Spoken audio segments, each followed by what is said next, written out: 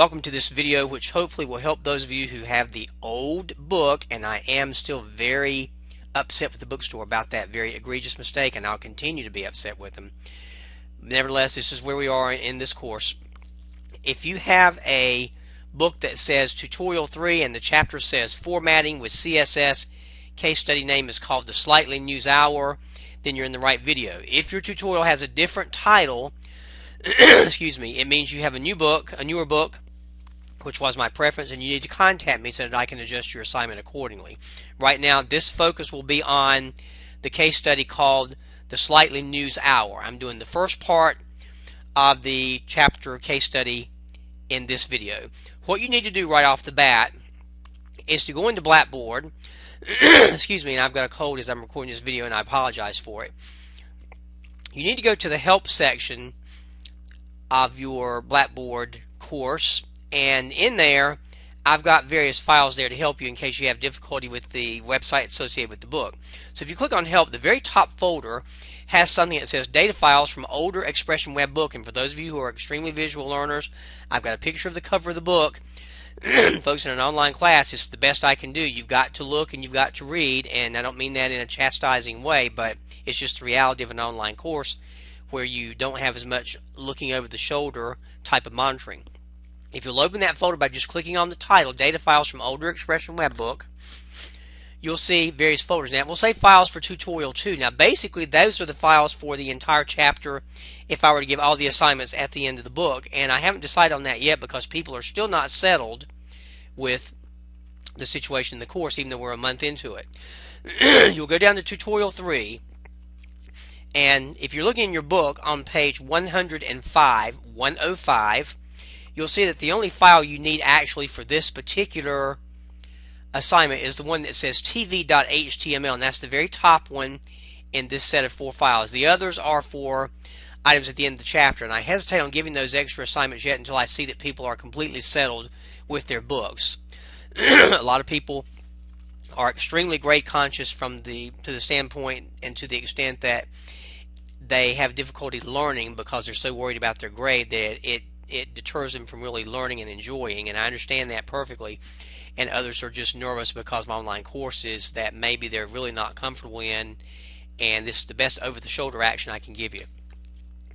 If you'll just right-click on tv.html, you can download that by clicking Save Target As, and be sure you know where you save it. I assume with web classes, even if you are beginners with computers, I've always admonished people and warned people that they should not let this be their opening course. I'm assuming you know where things go.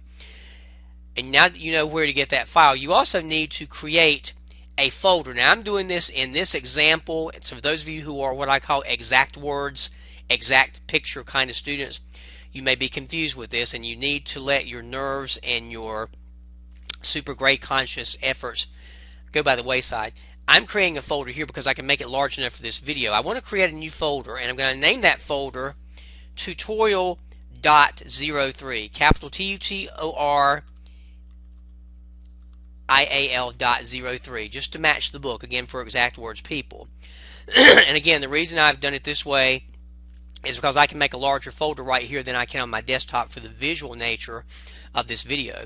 And what you want to do is you want to take that TV folder, that TV file rather, from Blackboard, and put it inside that folder. And again, when I right click and I choose Save Target As, and slow the video down, pause it if you need to, message me, talk to me if you need help, go in and save it inside that folder. Now, I don't know where yours is. Mine is in a particular location, so you have to match this with what you're doing with your program. And we'll leave it as tv.html. It should be fine. Click Save. And if you've done this correctly, what should happen is when I open up this folder, I've got the TV file located inside there. I'll make this very large so that you can look at it.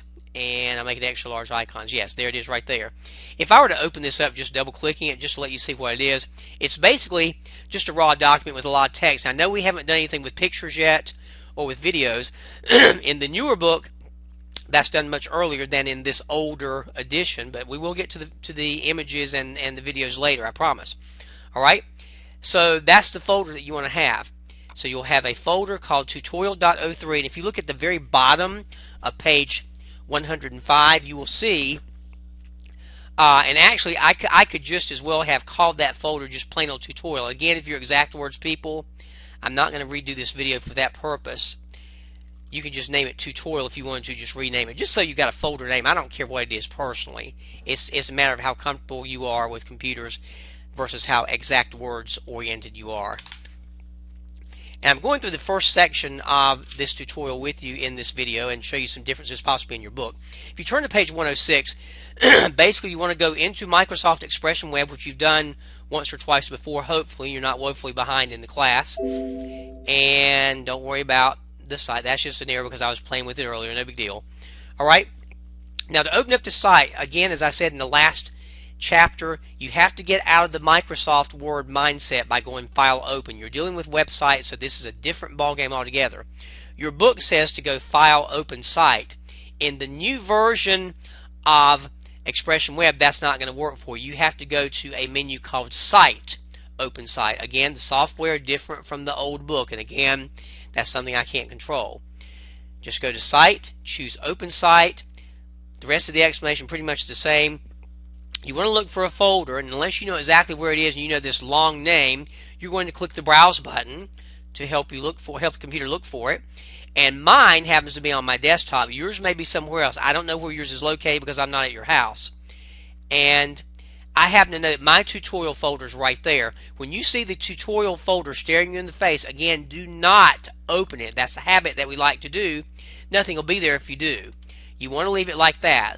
Let the folder stare you in the face, and when the folder is staring you in the face, like mine is, you click Open to get rid of this box, and then the previous box will come up, and you open that dialog box as well, and you will see the folder on your screen. Now, you may see it in two places like I do here, but inside that folder, whether you click it in the center, or whether you go over here to the Folder tab, or I guess I could technically say Folder List Folder, you can click the little plus symbol and you'll see the little tv.htm, which is hypertext language. That's basically what a file looks like with a web page. And you can open that up. And yes, I'm aware, again, exact words people, that maybe I've skipped some directions, but you'll get the idea. You want to open the tv.html up, and it will open inside of Microsoft Expression Web.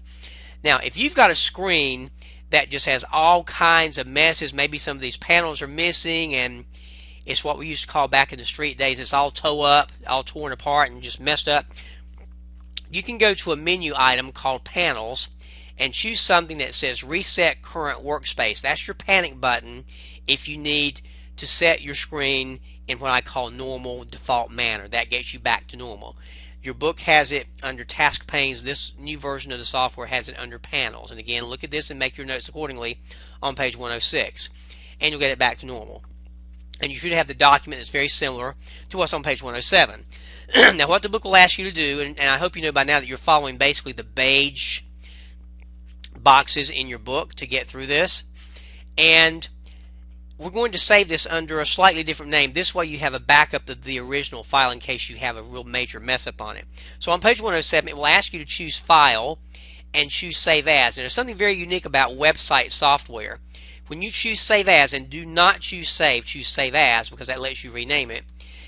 It's very important that you make very sure that the folder that is showing up on your screen is the tutorial folder where the original TV file resides. That is important. The book doesn't necessarily emphasize that, but it's very important that you do this.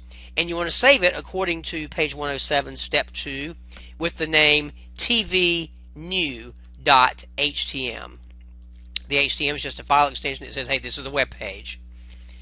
And when you click Save, it should add an additional file to your list over here on the far left. You got the tutorial folder, and it's got two files in there, one called TV, one called TV New, which is the one we'll use. Alright, I'm not going to go into a lot of explanations about this concept of CSS cascading style sheets with you, because the purpose of this video is mechanically making sure that you're okay. To set the page properties on page 108 in your book, you simply right-click anywhere in the document, just a white area. You can choose page properties just like you do in the new version of the book, and it basically lets you do some identifying features, which I won't do right here, but it says to do that. You can change the title of the web page to the news channel etc. And again, I'm not, in the interest of time for the video, I don't want to do the whole thing, but you can type in this information. I will check for it and click OK when you're finished. Now I'll talk about this concept of CSS in more detail through some other videos with you that I've made for other classes. Basically, the concept behind CSS, by the way, and I'll try to make this as visual as possible because I know videos can get slightly boring. The concept of CSS, and this is usually what separates the web design programmers that can just use a software package from the ones that really understand it in depth. This stands for something called cascading style sheets, and I'll talk about this more in some other worksheets and some other videos with you. Basically, if you've got several web pages, it allows you to apply certain features or styles to many web pages at once. For example, if I wanted to change, if I have a real complex web page like the community college website rather, that has lots of pages and lots of links, it would be just a ridiculous tedious task to try to update it every day by manually changing every page. But if you have a style sheet that guides it, you can make changes to that style sheet and it will apply those features to all the pages very quickly. It is a great concept to learn, and as far as the mechanics of this, I don't think you'll find it very difficult in this chapter since we're dealing only with text. That's just a brief explanation right now, and we'll look at what works with it. Your book talks about the different kinds of style sheets and syntax and all that, and we'll look at that in detail later. Right now I just want to go to the mechanics of it. On page 113, another beige box. If you want to minimize what you might want to call the clutter on the sheet, really doesn't matter. You can go over here to the extreme upper right where it says Toolbox and Snippets. Snippets is something new from your old book that doesn't have it. If you just click the little X, you'll basically close those particular folders. You don't have to, it doesn't matter, but what that will do is it will make the Apply Styles sheet or panel rather very large over here on the right, and that's basically all you're doing on page 113. Don't worry so much about meticulous directions or you'll stress over it unnecessarily. Don't worry yet at the bottom of page 113 about those colors or those icons, the little bullets, which we'll service in a few minutes. Basically what we're going to do are some simple tasks that we've done before to begin with. On page 117, we're going to look at the very top item, the very top line that says Slightly News Hour. And if you remember this from your last session on web pages, you know that we have, in Word, we have different sizes of fonts we can have. We can have 12-point, 11 point. We can have a bunch of numbers going down the list. But what web design does, they're trying to standardize this with over 8 billion web pages on the internet. There's an effort to try to standardize this style to make life a little bit easier, not only for us but also for people who use the web that maybe have visual or audio hearing challenges or disabilities and need some special help. And so we'll have something, rather than having the 8, 10, 12, we might have what look like t-shirt sizes, extra small, extra large, etc. We may have a set of fonts that are done in groups rather than having them in a single list like we have here in groups. And under paragraph, which they call the style sheet or the style menu, we have various headings. Heading 1 being the largest one, heading 2 or H6 being the smallest one, and somehow I accidentally chose one right there. Alright, if you click inside on page 115, if you click anywhere inside there, you've got a lot of choices here. Some people will actually select this as if they were doing this in Microsoft Word. Some people will just click inside. Some people will click the paragraph marker, the little P that's right there, to select it. And if you go to the style list on the common toolbar is the one that's at the top by default, probably. And if for some reason you don't see that toolbar, go to View, choose Toolbars, and you can choose the common toolbar from that list. Mine happens to be checked, so it's there. So by having selected this right here, click on it and select it. Choose from the paragraph drop-down menu that they call the style menu. Choose H1. If you've done this correctly, your Slightly News Hour should be a good bit larger. And if you click outside that heading, it will remain that size. You remember maybe at the bottom of the screen that when we look at design view, that is the page as it appears on the internet. Code actually shows us the HTML code, the language behind this page, as far as how it works. And you may notice, depending on how well you can see this in this video, on my line 11, yours may be a different line, you'll have the H1 tags surrounding the words Slightly News Hour. Go down to the bottom and click Split, and you'll see half the screen in code and half the screen in design form that we normally see. And of course, if you click Design, it'll go back to normal. You're going to do a bunch of stuff on page 118, which is pretty straightforward, so I'll go through this rapidly. Click in News Channel 100 TV and select that one. Choose this time H2, a smaller size heading from the big one. Click on Each Day and choose heading 3. And you're going to do that all the way through on page 118 from Monday all the way through Friday. So I'll just go ahead and do that. I'm just clicking inside, choosing H3, and I'm going all the way down the document so that I can see these. Now these are standard words or standard tags, as we call them in the programming language for the internet called HTML. We just do this with a software package, so instead of learning the language as we do in my Web 115 class, you're using a software package that generates this language for you automatically. But it does help, it does give you an advantage if you have some concepts behind it. I'll go to Friday and choose that one as H3. If you make a mistake, you can always just go back and edit that if you need to, and that takes care of it. You can use your arrows to go to the top of the page, or you can do like you do in Microsoft Word and hold down Control and the Home key to get back to the very top. Now what we're going to do now is a special property. Notice that when we're using HTML, the H1 and the H2 and the H3 tags only deal with size. That's the standard or the default result when you choose these headings H1 through H6. You can enhance these with this concept of cascading style sheets. With this concept of CSS, you can enhance these styles and make them even fancier. And that's what we're going to be doing in this chapter, in this first part.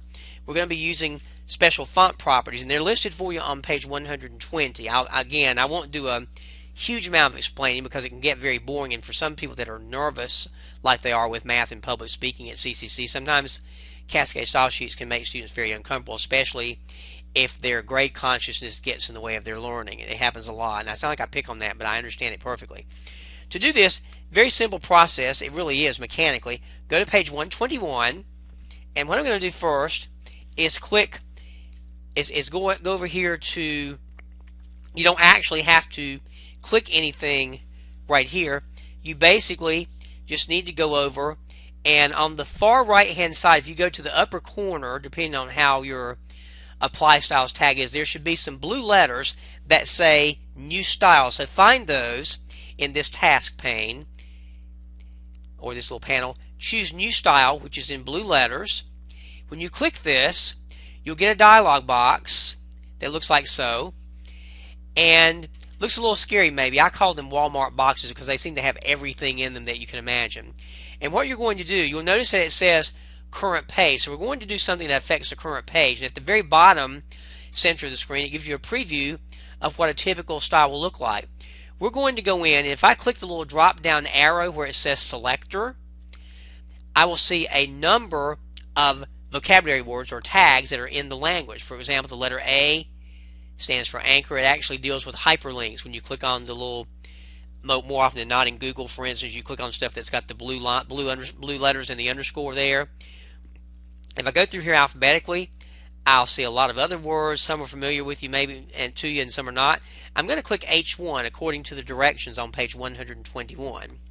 So I'm going to click H1, and what I'm doing here, it's very important also. You may have noticed previously that there was a dot or period in front of this selector. It is extremely important that that dot is not there. It should say H1 and nothing else. Do not put period H1, emphatically do not. Alright, now what we're going to do, in addition to the standard size that's for an H1 tag, as you notice over here with Slightly News, I'm going to add some special enhancements to it. Starting on page 122, and this is a very easy routine once you get through it. It's just the first time maybe. Under Font Family, page 123, I'll click the arrow, and what will happen in this newer version, you have groups of fonts, and more often than not, this old book is an exception, more often than not, you will pick one of these groups, such as Arial, Helvetica, Sans Serif. Basically what happens here is, and this is rare with computers these days, the first font, for instance, if I chose this style, Arial would be the first choice that would show on your particular computer. If your computer for some reason didn't have the Arial font, which is almost unheard of, it would choose Helvetica. It's like a little priority. It's like if I don't have, it's like going to an ice cream store, and if they don't have Rocky Road, then maybe you'll choose chocolate chip. If they don't have chocolate chip, you'll choose chocolate. You want some flavor of chocolate, but if you have your first choice, you'll have that. If not, you'll take your second choice. What they're doing here instead, for some reason, is they're choosing Baskerville Oldface. So go through the fonts. They're in alphabetical order once you get past these groups. So I'll choose Baskerville right here. And when I click it, it will go in the list of font family, and you may or may not have noticed that in the preview, the font changes, or the preview of it for the font changes ever so slightly. Now, it hasn't happened on my page yet, but in this style dialog box it has. Alright, if I click after the word face, I can put a comma and I can hand type the word serif. So it basically says if your computer for some reason doesn't have Baskerville as a font, it will choose just a serif font, which is one that has little lines associated with the number, with the letters in your words. Okay, and that'll take care of that part. Now, if by chance you accidentally click OK, it says not to, but if you happen to click OK, no big deal. You just go back and you would just go to the H1 and right click it and choose modify style, just in case that happens to you, and you'll be right back where you are. To change the size of the text, I'm looking at page 124, so I'll go over here to font size. I click the arrow, drop down arrow. The font size they're asking you to choose on page 124 is extra large, double X, which is associated with a certain font size. It may not be standard to this header, but we're fancying the style up. To change the value for the font weight meaning how much ink is on the letters. Basically, the more ink you have, the bolder it is. So if I choose font weight, page 124, we're going to select the one that says bolder, just following directions. And notice the preview. As you choose these selections, the preview has all these combinations. You'll also notice the description at the bottom of the screen also. That will say, and you may hear my phone in the background possibly. I apologize for that. There's nothing I can do about it. You'll see the font family, you'll see the font size, you'll see the font weight. So I chose bolder right there, and I'm hoping you can hear me through all this. So I'll turn the page. If I want to change the font style, I'll choose the font style, choose italics. I'm on page 126. Pretty straightforward. I'm just doing all this at one time. Over on page 127, I'm changing the text transform, and instead of it being standard letters, I'm choosing uppercase according to the directions. Pretty fast, isn't it? If you want a particular color, go to page 128, and I'll choose the one that says teal. I just hover over this group. It's the last one on the second row. You can type or click the word or the color that says teal. The old Charlotte Hornets, I think it was the old Charlotte Hornets, some basketball team in Charlotte back in the days, that was their color. And the hexadecimal code for this is at 008080, and you could actually hand type that. You can decorate the text by choosing from page 129. You can choose underline, which will underline all the headings that are heading 1, and I'm choosing overline, which puts one on top of the text instead of below it. Now you can click OK, and I want to put this over here so you can watch what happens. Look at Slightly News Hour like it is right now, and now look at it when I click OK. Now the heading 1 has that property. And I want to show you something which I'll change immediately. Now again, please, exact words, people, don't get excited or nervous. If I were to click News Channel 100 now, if I were to choose H1, not only would it be larger, but it would have all those enhancements that I had earlier. And I'm just going to undo that.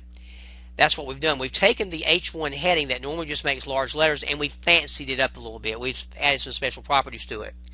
Inside the code, so that you know about it, those special attributes are listed right here under H1. It's saying for this page, I want all the H1 styled headers to have these extra enhancements, a special font, underline, uppercase letters, blah, blah, blah, all that. I'll go back to design and let you see it. Now what will happen over here in the styles panel, you'll notice that you see an H1 with a circled blue bullet on there. If I were just to move over that, you could actually see all these properties that are set up. And that just kind of gives you an idea of how the CSS style is. Now in the next video, I'll continue with page 133 and show you some other enhancements. If you have any questions, please let me know.